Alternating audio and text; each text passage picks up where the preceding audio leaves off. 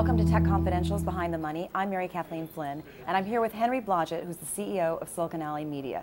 And Silicon Alley Media is an Alley Corp company. So let's just start with that. What is it like to be part of Alley Corp by Kevin and Ryan and Dwight Merriman? Well, the way we look at it is Kevin is the chairman of the company. He's one of the founding investors with Dwight and me, so we started the company together. It's nice to have some shared services. We have a bigger office, so we have to do the bootstrapping thing less than we ordinarily would, and there are a couple of services that are available to us if we need them.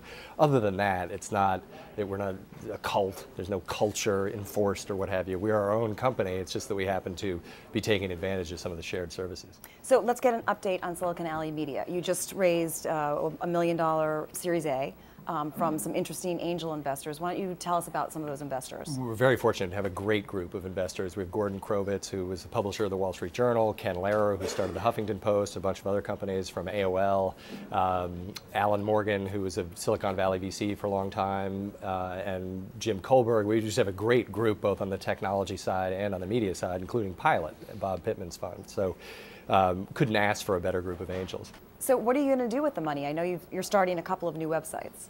We've just launched a couple in beta. One's called Cluster Stock, which is focused primarily on finance and economics and Wall Street. And then we have a very early one now that's going to be a macro business site where we'll cover a lot of things that we don't feel like are being covered. And the goal with the company is we have a few more sites that we're going to launch over the next couple of years. We have them planned. We think that the model that we have with Silicon Alley Insider works extremely well, and that ultimately most business media will move in this direction over the next few years. So the idea is to build up each site that we have, make sure it's successful and continue to experiment, but also have the capital to start some other sites before it's too late.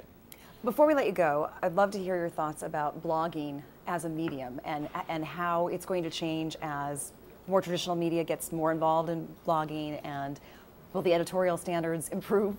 Well, I think you've already seen a huge convergence between what the first pajama bloggers did and what traditional media does. And the New York Times, very good example. They have an excellent website. They have a lot of their best reporters now writing blogs. They're exceptionally well written. Same thing at the Journal. So traditional media is definitely moving that way. At the same time, you're seeing a lot of the early blogs that were started as hobby projects are getting much more professionalized. In our case, we started right away with professional journalists, but it's a much more conversational tone. It's much more high velocity publishing. And I think what you're seeing is that traditional media, especially with regard to business coverage and other coverage, it's cracking apart at the seams. The internet came in, it hit it hard. You look at newspapers, they have this problem with it's an obsolete delivery mechanism that worked for 200 years. They had a great run, but you would never start a newspaper today and deliver it by a truck and print it. It's crazy. So this is a new model for that. Magazines, in the case of news, they're a week or a month late. TV is one way. It does its thing great, but a lot of business people especially, you want to have that interactivity. So we really feel like there's an opportunity to build a new form of journalism that's online journalism. I think we and others have figured out the initial steps in that, and there'll be a lot of experimentation over the next couple of years. But the goal is that we'll take advantage of this opportunity while everything is being disruptive and build a company in the middle of that.